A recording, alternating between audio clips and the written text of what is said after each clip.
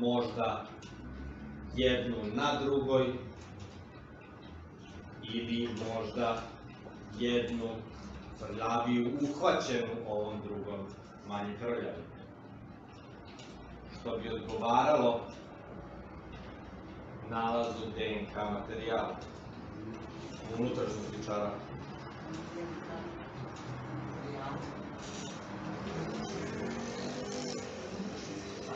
Tragovi krvi na spoljašnjosti čarapa su u vidu nekih natopina.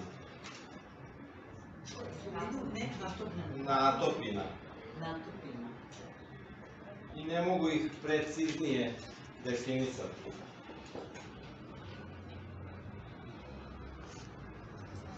A kako su isti nastali,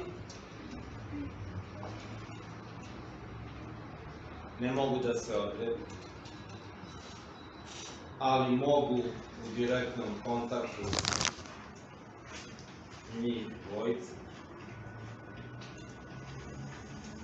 ili eventualno biti naneti naknadno.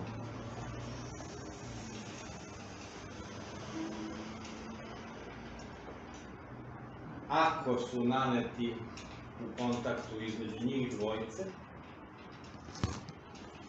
onda bi očekivao prisustvo tragova krvi Radovića Aleksandra i na gornjim ekstremitetima oštećenog Kostić Predraga, kao što sam i rekao.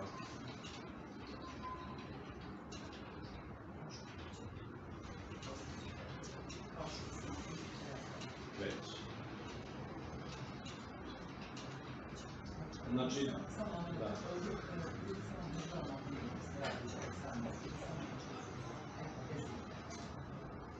Znači, ako imate taj materijal koji neko eventualno drži u ruci, koji dolazi do te kuće ili tako nešto, Kostić Predrag, i ako razbija to staklo s tim, i imate eventualno neku gušanje i tuču, ne možete samo tu krvi, imate malo više tih tragova krvi.